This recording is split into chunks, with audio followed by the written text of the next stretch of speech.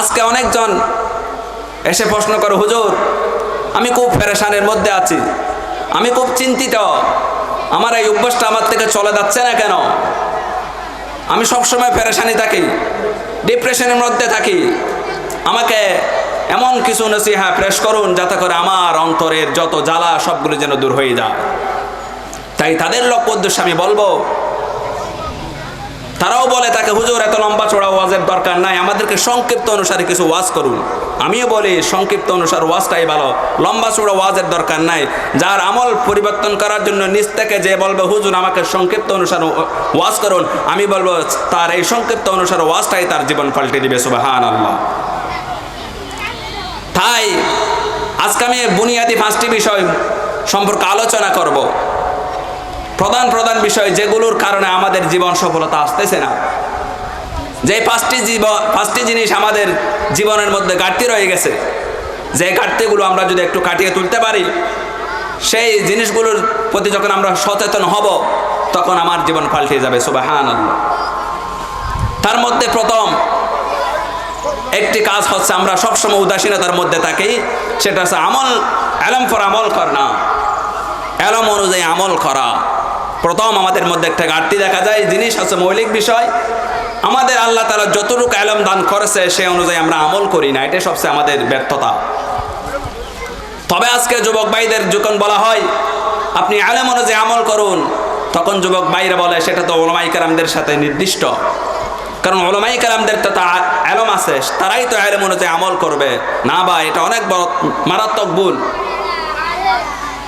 কারণ আল্লাহ তাআলা আপনাকে তো অল্প না কিছুর কি না একটু হলেও তো আপনাকে আল্লাহ তাআলা ইলম দান করেছে। আপনি কেন বলবেন উলামায়ে কেরামদের সাথে হাস? সেটা উলামায়ে কেরামদাই করবে যে ইলম অনুযায়ী আমল করা। না, এটা মারাত্মক ভুল। কারণ আল্লাহ পাক রব্বুল আলামিন কিয়ামতের দিবসের মধ্যে শুধু আলেমদের থেকে এই কথা জিজ্ঞেস করবে না, তোমাকে আল্লাহ আমি যতটুকু ইলম দান করছি সেই অনুযায়ী কতটুকু আমল করেছ, বরং আল্লাহ তাআলা যাদেরকে ইবাদতের জন্য সৃষ্টি করেছেন, ওয়ামা খালাকাতুল জিন্না ওয়াল ইনসা ইল্লা লিয়াবুদুন, সমগ্র জিন এবং ইনসান জাতি সবার থেকে এই কথা জিজ্ঞেস করবে, আমি তোমাকে যতটুকু ইলম দান করেছি সেই অনুযায়ী কতটুকু তুমি আমল করেছ। তোমাকে যতটুকু আমি ইলম দান করছি সেই অনুযায়ী কতটুকু আমল করেছ। আমরা আজকে দ্বীনের কথা বাদ দেন, দুনিয়াবির ক্ষেত্রেও আমরা আমাদের যতটুকু আল্লাহ তাআলা আমাদেরকে ইলম দান করে তা অনুযায়ী আমরা আমল করি না। আমরা যদি উলামায়ে কেরামদের সাথে সেটাকে হাস করে দিই যে উলামায়ে কেরামরা একমাত্র ইলম অনুযায়ী আমল করবে, তাহলে এত বড় তাফসীরুল কোরআন মাহফিলের প্রয়োজন হতো না। তাফসীরুল কোরআন মাহফিলের মধ্যে তো অনেক আমলের কথা বলা হচ্ছে। আপনি উলামায়ে কেরামদের জবান থেকে অনেক কিছু ইলম শিখতেছেন, তাহলে এই ইলম কিসের জন্য? আমল করার জন্য।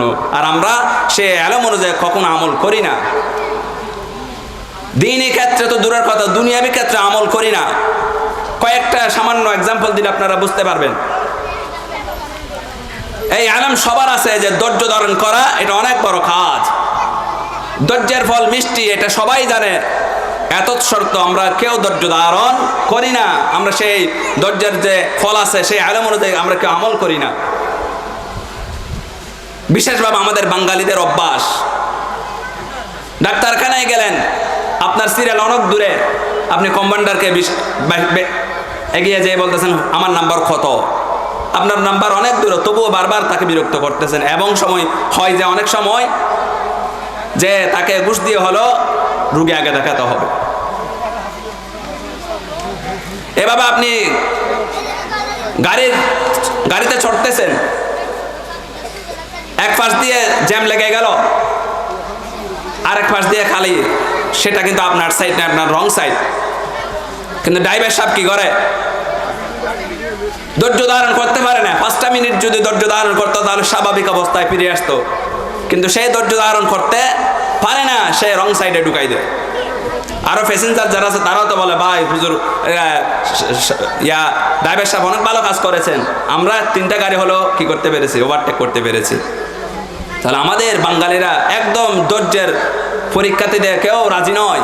তাহলে এই ধৈর্য অনুযায়ী ধৈর্য ধারণ করলে যে আমাদের সুফল আসবে সেটা সবাই জানি। তাহলে এলম থাকা সত্ত্বেও আমরা এটা আমল করি না। এভাবে পানি অপচয় করা সবাই জানি, অপচয়কারী শয়তানের ভাই, এটা সবাই জানি। কিন্তু আজকে পানি অপচয় আমরা খেয়ে না করতেছি। মসজিদের উজুখানার মধ্যে বসে বসে টপগুলো ছেড়ে দিয়ে আমি উজু করতেছি, নিচ দিয়ে প্রায় 30 লিটার পানি অপচয় হয়ে গেল। আমি এদিকে গল্প গুজার করতে করতে উজু করতেছি, অথচ পানি নষ্ট হয়ে যাচ্ছে, অপচয় হয়ে যাচ্ছে, তার দিকে আমি লক্ষ্য করি না। তাহলে এলম অনুযায়ী আমল করা হচ্ছে না। যতটুকু এলম আমাদেরকে আল্লাহ তাআলা দুনিয়াবি হলেও দিয়েছে, তা অনুযায়ী তো আমরা আমল করি না, তাহলে আমার জীবন কিভাবে সফলতা আসবে? এইভাবে মিথ্যা কথা বলা মহাপাপ, এটা মুসলমান ধর্মের না, প্রত্যেক জাতি জানে। মিথ্যা কথা বলা মহাপাপ, সবাই জানে। এত সত্ত্বেও কেউ আমরা মিথ্যা থেকে বের হয়ে আসতেছি না, সারাক্ষণ মিথ্যা কথা বলি। বর্তমান তথ্য প্রযুক্তির যুগ, মোবাইলের মধ্যে তো সব সময় মোবাইল বলতেছি। সে যাবে 2000-এ, এখনো ঘুমের থেকে উঠে নাই, বলে আমি কিন্তু এখন মৌলবীর দোকানের কাছাকাছি চলে আসলাম। তাহলে মিথ্যা কথা বলা মহাপাপ, সবাই জানি। জানা থাকা সত্ত্বেও আমরা কেউ সেটা আমল করি না, এলম অনুযায়ী আমল হচ্ছে না। আরো মিথ্যের নতুন একটা নাম দিয়েছে শয়তান। তো মিথ্যাকে মিথ্যা বলে যদি চালাই তাহলে তো মানুষ একটু হলে আফসোস করবে, কিন্তু মিথ্যাকে নতুন নাম দিয়েছে বাহানা। ছেলে বাবার সাথে বাহানা করে, স্ত্রী স্বামীর সাথে বাহানা করে, ছাত্র শিক্ষকের সাথে বাহানা করে। বাহানা করতে করতে মিথ্যাকে তারা সবসময় বলে আসতেছে। মনে রাখবেন, সুদকে যেভাবে ইন্টারেস্ট বলে হালাল হয় না, মিথ্যা কখনো বাহানার নাম দিয়ে কখনো মিথ্যা হালাল হতে পারে না। মিথ্যা মিথ্যাই থাকবে। আমরা প্রতিনিয়ত সবসময় মিথ্যা কথা বলে আসতেছি। আমার দিনের যতগুলো কথা আছে 80% মিথ্যা কথা। মিথ্যাকে এমনভাবে সাজিয়ে গুজিয়ে বলে যে মিথ্যা কোনটা সত্য কোনটা বোঝাই মুশকিল হয়ে যায়। অথচ মিথ্যা কথা বলা এটা বড় মহাপাপ, কবিরা গুনাহ। কবিরা গুনার লিস্টের মধ্যে এই মিথ্যা কথার কথাও আছে। তাহলে আমরা এলম অনুযায়ী আমল করি না। মিথ্যের কখনো জয় হয় না, সত্যের জয় হয়। যদিও সাময়িক সত্য কথা একটু কষ্ট লাগলো, সত্যের এক সময় সত্যটাই জয় হবে। আপনাদেরকে সামান্য একটু ছোট্ট ঘটনা বললে বুঝতে পারবেন সত্যের কিভাবে জয় হয়। এক জায়গার মধ্যে একজন যুবক তারা হালাল রিজিকের জন্য, উপার্জনের জন্য এক জায়গায় চাকরি করত। একদিন চাকরি যখন ছুটি হলো, সে ফাঁকি শিকারের জন্য বের হলো। ফাঁকি শিকার করতে গিয়ে যখন তীর নিক্ষেপ করলো, আল্লাহর কি মহিমা, তীরটা গিয়ে একজন ঈসাইর ছোট শিশু খেলা করতেছে, খেলারত অবস্থায় তার গায়ে গিয়ে পড়লো। তখন সে দৌড়ে এসে যখন বাচ্চাটাকে ধরবে, তখনই ঈসাইর সে ছোট শিশুর পিতা মাতা চলে আসলো, এসে মাত্র ধরলো, বলে যে আমার ছেলেকে তুমি হত্যা করেছো।